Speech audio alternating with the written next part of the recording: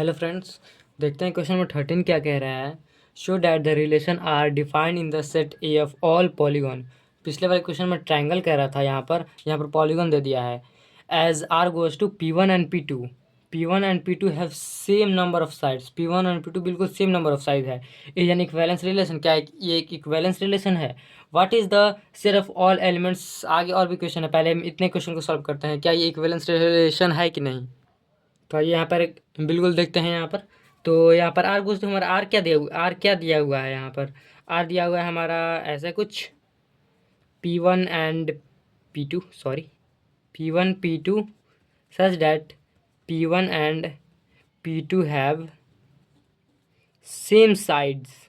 Sides जो है इनके सेम दिए हुए हैं। Side same number of sides, side same है। देन हम यहाँ पर क्या रिलेशन बना सकते हैं? रिलेशन हम बिल्कुल ऐसे एरोडायग्रामिक फॉर्म की तरह बनाएंगे। ये वाला होता है ना P1 एंड P2 वाला, P1 P2। जैसे क्या हो सकता है P1 P1 P2 P1 P2 P2 P1। इसी तरीके से जितने पेयर बन सकते हैं मैं यहाँ पर बना लेता हूँ। P1 P2, सॉरी यहाँ पर R लिखा जा रहा है। P1 P2, then P2 P1, फिर P1 P1 हो सकता है, देन P2 P2 हो सकता है। इतने हमारे पेयर बन सकते हैं, नंबर ऑफ पेयर्स। तो इसी के जरिए हम पता करेंगे कि वो इक्विवेलेंस रिलेशन है कि नहीं। तो फर्स्ट इसका देखते हैं। फर्स्ट है रिफ्लेक्सिव। रिफ्लेक्सिव के लिए हमें क्या चाहिए? बिल्कुल सिमिलर नंबर। जैसे कि हमें चाहिए P1 P1, देन हमें चाहिए P2 P2, बिल्कुल सिमिलर। तो ये हमारे रिलेशन से बिलोंग्स कर रहे हैं। तो इसको यहाँ पर लिखते हैं। So it's reflexive, reflexive relation. Second है हमारा सिमेट्रिक। सिमेट्रिक के लिए हमें क्या चाहिए? कोई भी एक पेयर उठा लेते हैं। जैसे कि P1 एंड P2 उठा लेते हैं हम लोग। P1 एंड P2 हम लोगों ने ले लिया। देन इसका बिल्कुल अपोजिट क्या होगा? P2 and P1, P2 P1 इसका अपोजिट हो गया। तो हम लोगों ने ये पेयर उठाया। देन P2 P1 है कि नहीं हमारे रिलेशन कंडीशन में? तो यहाँ पर देखेंगे P2 एंड P1 है।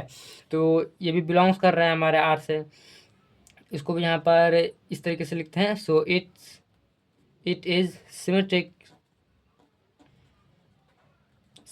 थर्ड इसका देखते हैं। थर्ड क्या बोल रहा है? थर्ड है ट्रांजिटिव। ट्रांजिटिव के लिए हमें क्या चाहिए? ट्रांजिटिव के लिए हमें चाहिए P1, कोई भी एक पेयर उठा लेते हैं। जैसे कि हम लोगों ने ये उठाया P1 P2 उठाया। देन हमें इसके बाद क्या चाहिए? P2 एंड P3 चाहिए। P2 देन P3 हमने कोई भी एक नंबर ऑफ कोई भी एक P3 मान लिया हम लोगों ने। हमें दिया है कंडीशन में P2 ही की जगह, लेकिन P3 हम लोगों ने एक अननोन मान लिया। तो अब नेक्स्ट क्या होगा? P1 एंड P3 ये सिमिलर होना चाहिए। P1 एंड P3, तो ये बिलोंग्स कर रहा है हमारा आर से। तो इसको भी यहाँ पर इस तरीके से लिखेंगे। So it is transitive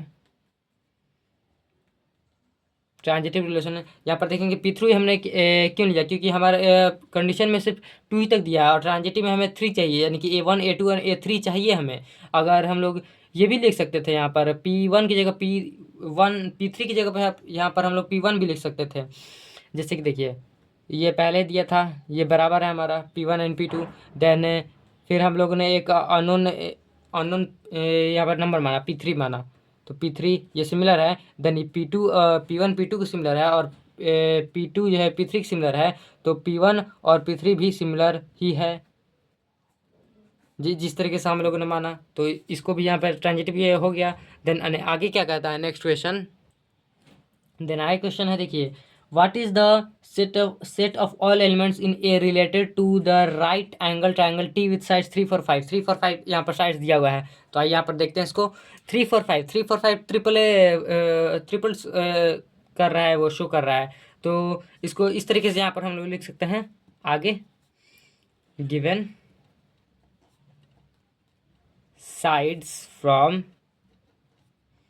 A right angle triangle. यहाँ पर सेट की जगह यहाँ पर एक जगह लिखेंगे set of all triangle in plane. ये हम लोगों ने क्यों लिखा? क्योंकि देखिए 3 4 5 यहाँ पर नंबर दिया हुआ है। तो यहाँ पर ट्रिपलेट फॉर्म का क्या वो कह रहा है, यानी कि यह जो सबसे लार्जेस्ट का जो स्क्वायर होगा वो सब स्मॉलेस्ट के सम स्क्वायर के बराबर होगा। इसको कहने का बिल्कुल यही मतलब है। तो ये सॉल्व हो गया। Thank you for watching this video.